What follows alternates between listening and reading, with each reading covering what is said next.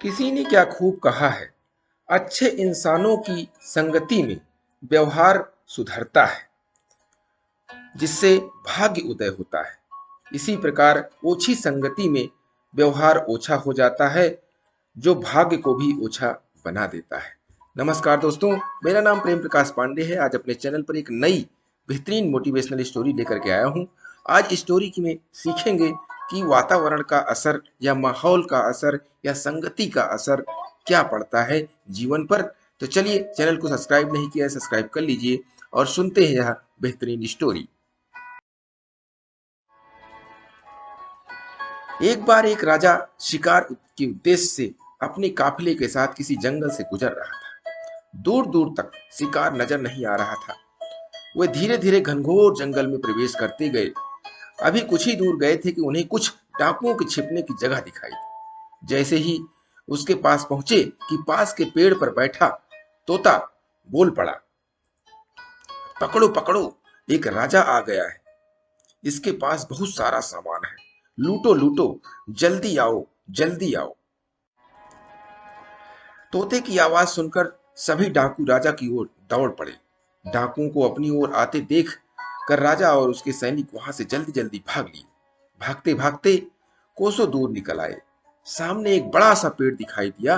कुछ देर सुस्ताने के लिए उस पेड़ के पास खड़े हो गए। जैसे ही पेड़ के पास खड़े हुए कि उस पेड़ पर बैठा तोता बोल पड़ा, आओ राजन, हमारे साधु महात्मा की कुटी में आपका स्वागत है।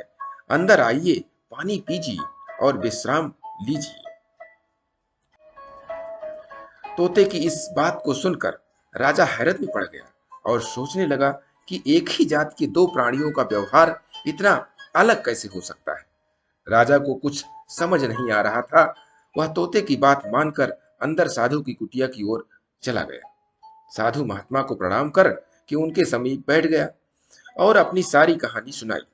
और फिर धीरे से पूछा, ऋषिवर, इन दोनों तोतों के व्यवहार में आखिर इतना अंतर क्यों है? साधु महात्मा धैर्य से सारी बातें सुनी और बोले, ये कुछ नहीं राजन, बस वातावरण का असर है। डाकुओं के साथ रहकर तोता भी डाकुओं की तरह व्यवहार करने लगा है और उनकी ही भाषा बोलने लगा है। अर्थात जो जिस वातावरण में रहता है वह वैसा ही बन जाता है। कहने का तात्पर्य है कि मूर्ख भी विद्वानों के साथ रहकर विद्वान बन जाता है, और अगर विद्वान भी मूर्खों के संगति में रहता है तो वह उसके अंदर भी मूर्खता आ जाती है। इसीलिए हमें सोच समझकर चुनाव करना चाहिए कि हमें किस तरह के वातावरण या माहौल में रहना चाहिए। तो दोस्तों, इस कहानी से जो सीख मिलती है कि माहौल या वातावरण का असर हमारे ऊपर बहुत बड़ा पड़ता है। इसीलिए बहुत सोच समझकर मित्र का, जगह का चुनाव करना चाहिए, ताकि हमारी पहचान अच्छे लोगों में हो।